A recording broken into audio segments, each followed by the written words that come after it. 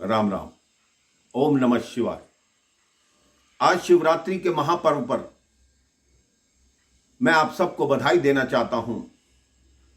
आज की शिवरात्रि महाशिवरात्रि कहलाती है।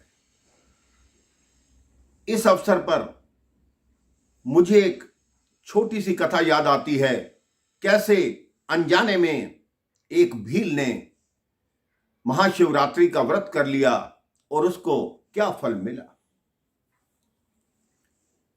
एक भील जिसका बहुत बड़ा परिवार था, वो जंगल में शिकार करके जानवरों को मारकर उनका मांस लाता, उसका सारा परिवार पेट भरता, उनका यही नियम था। एक बार 3-4 दिन हो गए, उसको कोई जानवर नहीं मिला। तब उसके माता पिता ने कहा, किसी हिरण को मार के लाओ, हम उसका मांस खाना चाहते हैं। वो सारा दिन जंगल में भटकता रहा, लेकिन उसको हिरण कहीं दिखाई नहीं दिया। अंत में उसने सोचा, किसी जलाशय के करीब किसी वृक्ष पर जाकर बैठता हूं, वहां हिरण पानी पीने अवश्य आएंगे, वहीं मैं हिरण को मार के अपने घर ले जाऊंगा। उसने एक वृक्ष पर मचान बनाया, एक जल का मटका लिया और अपना धनुष बाण लेकर उस वृक्ष पर चढ़ गया। रात्रि का पहला पहर हुआ। एक हिरनी जलाशय में जल पीने आई। उसने धनुष बाण उठाया। जैसे ही धनुष बाण उठाया, पेड़ में सरसराहट हुई, कुछ पत्ते गिरे, उसका मटका टेढ़ा हुआ, थोड़ा जल गिरा।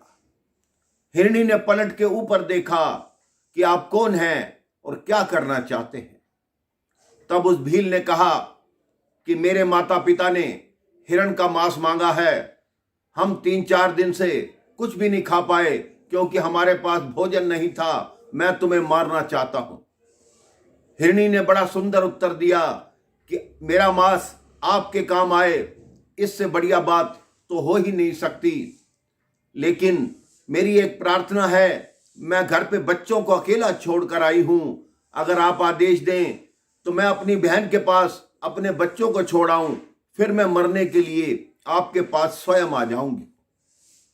भील कहता, मुझे बातों में मत लगाओ। तो उस हिरणी ने कहा, मैं भगवान शिव की सौगंध खाती हूं कि मैं लौटकर आऊंगी। न जाने क्यों उस भील को उस हिरणी पर दया आ गई, तो बोला, ठीक है, जाओ, मैं तुम्हारी बातों पर विश्वास करता हूं, लेकिन लौटकर अवश्य आना। वो हिरणी बोली कि मैं अवश्य लौटकर आऊंगी, आप चिंता ना करें। वो भील उस हिरणी की प्रतीक्षा में बैठ गया। रात्रि का दूसरा पहर हुआ।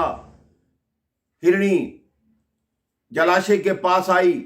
उसने फिर वही क्रम किया, धनुष बाण उठाया। जैसे ही वो धनुष बाण उठाता, पेड़ में सरसराहट होती, कुछ पत्ते गिरते, कुछ उस मटके से जल गिरता।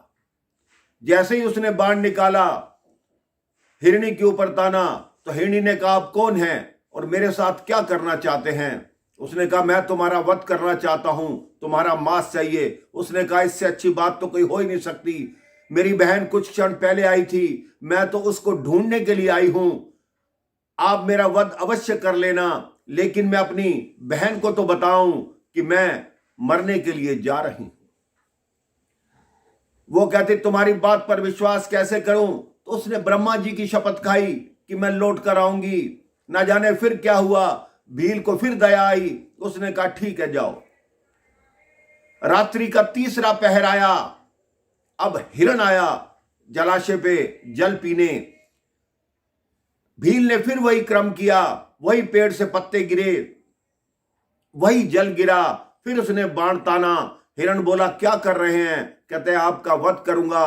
उसने भी वही बात की कि मैं अपने पत्नी और बच्चों को बताकर आता हूं कि मैं मरने जा रहा हूं, मैं लौट कर आऊंगा, भगवान विष्णु की सौगंध।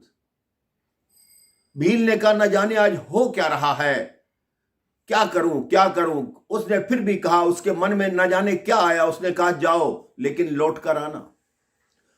अब वो दोनों हिरनियां और हिरण एक ही परिवार के थे। उन्होंने जाकर आपस में सलाह की कि हम तीनों वचन देकर आए हैं। उस भील को और हम तीनों ने मरने जाना है। हिरण ने बोला मैं जाऊंगा, मेरे को मार ले, तुम दोनों बच्चों को संभाल लेना। एक हिरनी बोली नहीं मैं जाती हूं, मेरे को मार ले, तुम बाकी बच्चों को संभाल लेना। तो दूसरी जो हिरनी थी उसने कहा हम तीनों चलते हैं, बच्चों को यहीं छोड़ते हैं, जिसको मारने की उसकी इच्छा होगी वो उसको मार लेगा। अब वो तीनों चल पड़े, पीछे उनके बच्चे भी चल पड़े। रात्रि का चौथा पहर था। उसने देखा हिरण आ रहे हैं, उसने फिर धनुष बाण उठाया। उसने बोला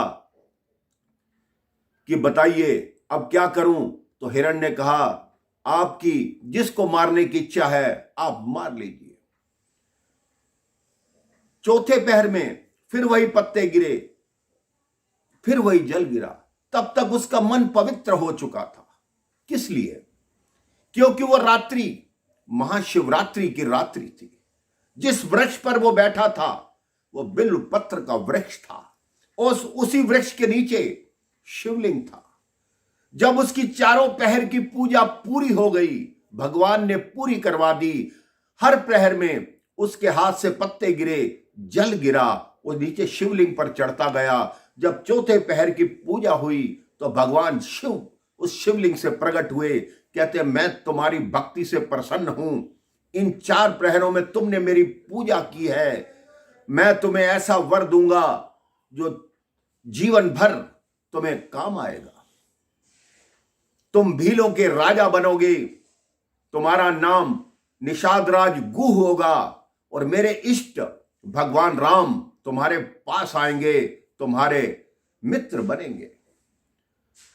उस भील का जीवन सफल हो गया।